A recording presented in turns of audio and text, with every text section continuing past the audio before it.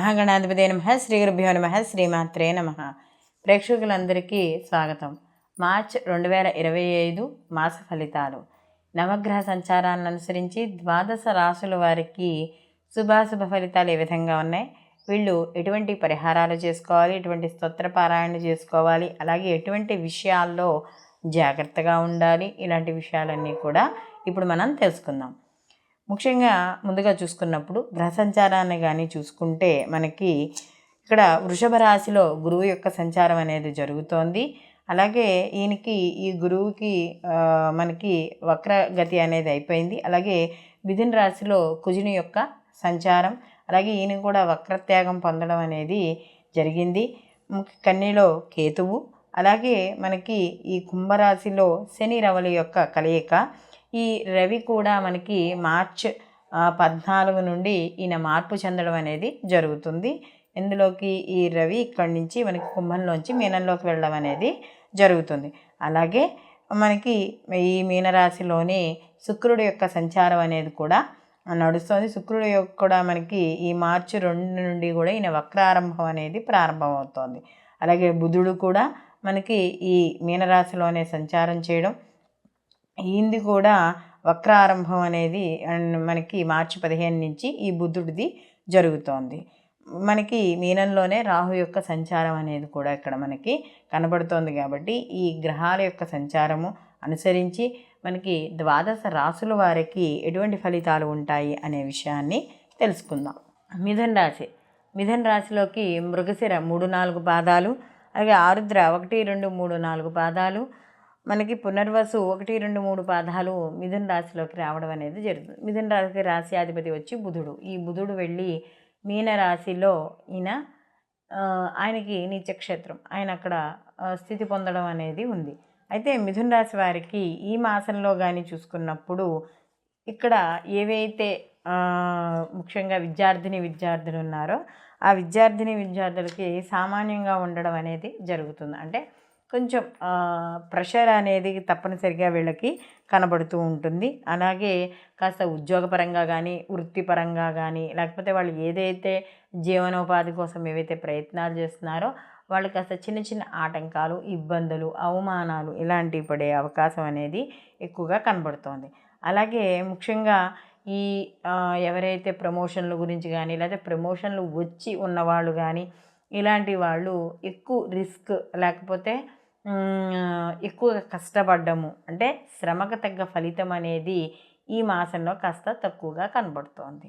ఎందుకంటే వీళ్ళకి కానీ చూసుకున్నప్పుడు దశమ స్థానంలో గ్రహాలు ఎక్కువగా ఉంటున్నాయి. అంటే వృత్తి ఉద్యోగ పరంగా ఏదైతే రాజ్యస్థానం ఉందో, అంటే రాజకీయ నాయకులకు కావచ్చు, వీళ్ళందరూ కూడా కాస్త ఇబ్బంది పడే సూచనలు అనేవి ఇక్కడ మనకి కనబడుతున్నాయి. అలాగే ఈ ఏదైతే దశమ స్థానంలో ఈ ఎక్కువ గ్రహాలు ఉన్నాయో ఆరోగ్య విషయాల్లో మాత్రం జాగ్రత్త తీసుకోవాలి. అందులో వీళ్ళకి జన్మలో కూడా వీళ్ళకి కుజుని యొక్క సంచారం, ఎప్పుడైతే జన్మలో కూడా కుజుని యొక్క సంచారం ఉందో కాస్త బీపీ, బ్లడ్ ప్రెషర్ ఉన్నవాళ్ళు, అలాగే కాస్త చర్మ వ్యాధులు ఉన్నవాళ్ళు, నెక్స్ట్ మోకాలు, మోచేయి ఇలాంటి అంటే కఫవాతానికి సంబంధించినవి ఏవైనా ఇబ్బందులు ఉంటే వాళ్ళందరంటే గొంతుకు సంబంధించినవి ఇలాంటివి ఏవైనా ఉన్నా కూడా, ఆస్మా పేషెంట్స్ ఉంటారు కదా, వీళ్ళందరూ కూడా కాస్త జాగ్రత్త వహిస్తూ ఉండాలి. అలాగే ఎక్కువగా ధనం ఖర్చు అయ్యే అవకాశం కూడా మనకి ఎక్కువగానే కనబడుతోంది. అనారోగ్య సమస్యల విషయాల్లో ఏవైతే ఉన్నాయో అవి మాత్రం కాస్త వెంటాడుతూ ఉంటాయి. ఈ మాసం అంతా కూడా కాస్త జాగ్రత్త వహించుకుంటూ ఉండాలి. అలాగే ముఖ్యంగా వీళ్ళకి చతుర్థ స్థానంలో కేతు ఉన్నాడు కాబట్టి భూములు కొనుగోలు, అంటే ప్రాపర్టీ విషయాల్లో రియల్ ఎస్టేట్ వ్యాపారులు ఎవరైతే ఉన్నారో వాళ్ళు ఈ మాసంలో కాస్త జాగ్రత్త అనేది వహించుకోవాలి. అలాగే కొంత అమ్మకాలు, కొనుగోలు చేసేటప్పుడు కూడా ప్రాపర్టీ విషయాల్లో జాగ్రత్త అనేది తీసుకోవాలి. అలాగే వివాహ విషయాల్లో కాస్త అనుకూలంగా ఉంటుంది.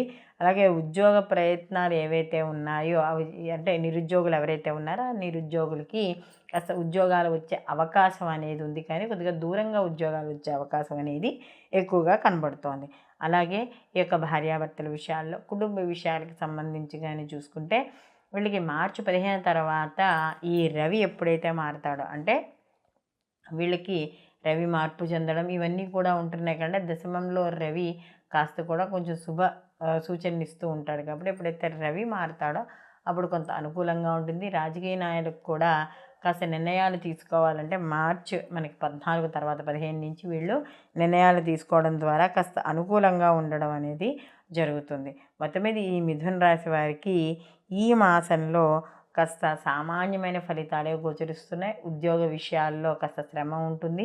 కుటుంబ పరంగా కావచ్చు, లేకపోతే సమాజపరంగా కూడా కావచ్చు, కొన్ని అపనిందలు, అవమానాలు కావచ్చు, ఇబ్బందులు పడే అవకాశాలు ఉన్నాయి. కాబట్టి వీళ్ళు ఎక్కువగా గణపతి ఆరాధన చేసుకుంటూ ఉండడం, ఎందుకంటే చతుర్థ స్థానంలో ఉన్నాడు కాబట్టి వాహనాలకు సంబంధించి నడిపేటప్పుడు కూడా ఇలాంటివప్పుడు కూడా కాస్త జాగ్రత్త వహిస్తూ ఉండాలి. అతివేగం అనేది పనికిరాదు. కాబట్టి వీళ్ళు తప్పనిసరిగా గణపతి ఆరాధన అనేది చేసుకోవాలి.